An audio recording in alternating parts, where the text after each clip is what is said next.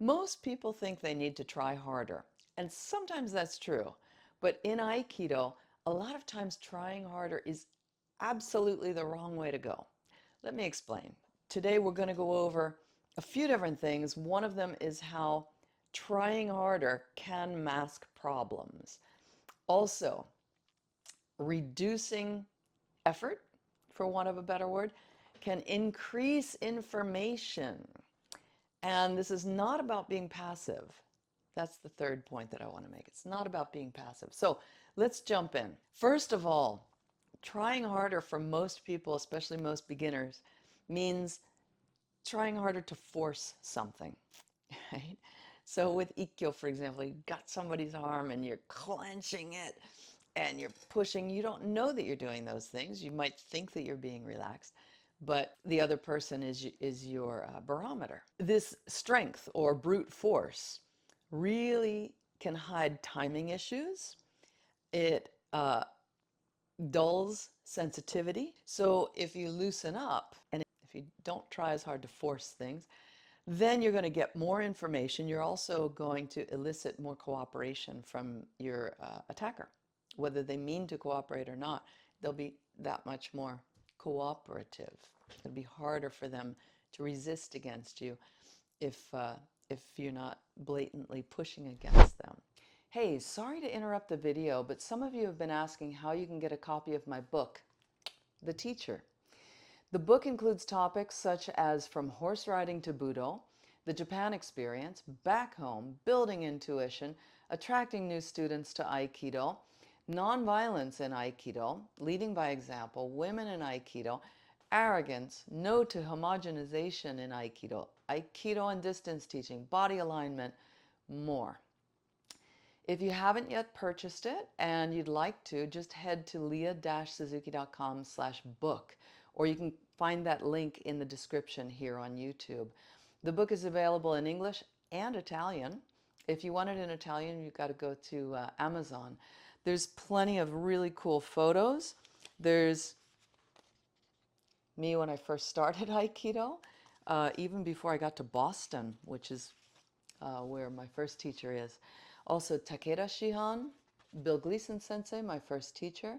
And for those of you who might know him, Gary Small Sensei, taking ukemi long ago. Another of Takeda Shihan, Yamaguchi Sensei. All right. We've got a couple of me teaching seminars, of course. And then even one with me with explaining something with Shoto.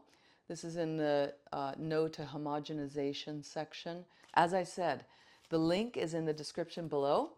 Just click on that, go to leah-suzuki.com/book and order yours. Let's get back to the video now.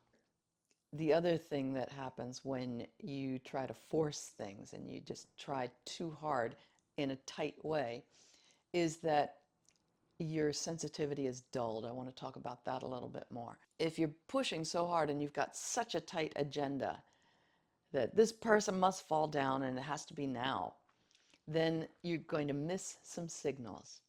You can't actually feel what's going on their side. And maybe you more advanced people have trained with total beginners and they don't know. They love the philosophy of Aikido maybe. That's why they came to the dojo. So they don't think that they're forcing things because they read about how Aikido is all about using your attacker's energy to arrive at a win-win outcome. By the way, I know the popular one is using your attacker's energy against them. I don't like that. So I say using your attacker's energy to arrive at a win-win outcome. It's a high standard. It's a lofty goal, but very worthy, no? So when you try so hard to force things, you can't listen to your partner. The next point is that it pretty much ties in with what I was saying before. Less effort equals more sensitivity. And you notice connection, you notice distance, the body starts to make better decisions. It's not just your mind, the body, right? When you really try to just meet somebody where they are, not try to move them over here, move them over there, meet them where they are, the body starts to make better decisions if you take the tension out and let it move according to the information you're getting. If you've been watching my videos, you've probably noticed that I sometimes use Shoto, or short sword. I find that it helps students drop their shoulders, stop pushing, and really feel the technique. Right now, I have a limited number of these Suzuki signature Shoto available. They're made in Japan from premium Japanese white oak. They're engraved with my signature, and they're really beautifully balanced. Because of the lumber shortage in Japan, I was only able to get a small batch of them. So once these are gone, that's it for the time being. So if you'd like one, click the link below to reserve yours. During the checkout process, you'll be prompted to let me know which seminar you'll attend, and then I'll bring it right to you. Now let's get back to the video. This is not about being passive. That's not what I mean. You're not giving up energy. You're reallocating attention, right? You're reallocating your focus. So when you go through and you try to push people around and boss people around, your focus is on making them do something or making them be who you want them to be, right? And when you let go of that, and you allow them to be who they are, to be where they are, to be the way they are, and you move yourself so that you can make the most of that situation and maintain your own integrity, physical and otherwise, then you've got more ability to actually move with them, keep yourself safe, and arrive at that win-win outcome. Does that make sense? Once you get that, you'll be able to use more power, and you'll be able to take more of their power and ricochet it off of you. Make sense? The distinction, though, it's very hard to understand this with remote training. Don't get me wrong. Checking out videos on YouTube, moving a little bit while you watch the videos on YouTube, that's fantastic. Getting videos like this, studying videos like this, and hearing these insights and then applying them to your study, that's all good stuff. Now, take it to the dojo and do this with an actual partner or multiple partners. And seminars, don't forget about seminars. If there are seminars in your area, go to them. In conclusion, effort or working hard feels productive, but information, allowing information to come in through your sense of touch even, that's what moves your Aikido progress forward. So work hard, yes, but how to work hard?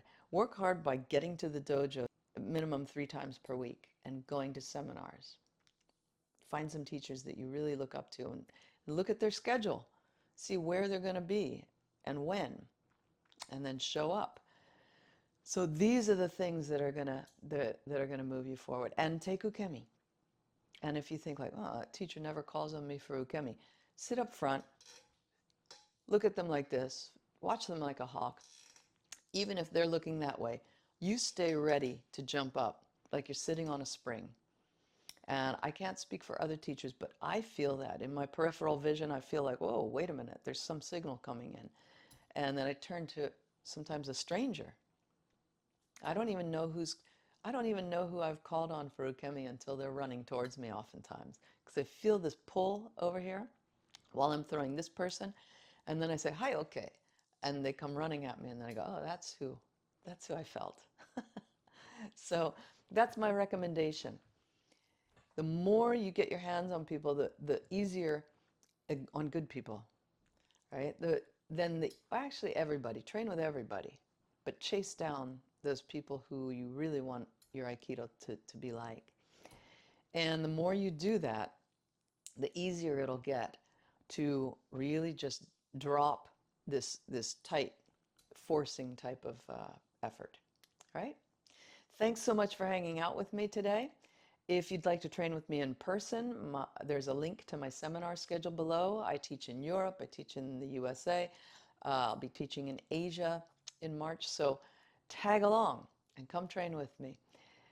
Thanks so much. And please leave a message in the comments section. Let me know if you sometimes catch yourself forcing your partner. And if you try some of the things that I've been talking about, let me know how it goes. Bye bye.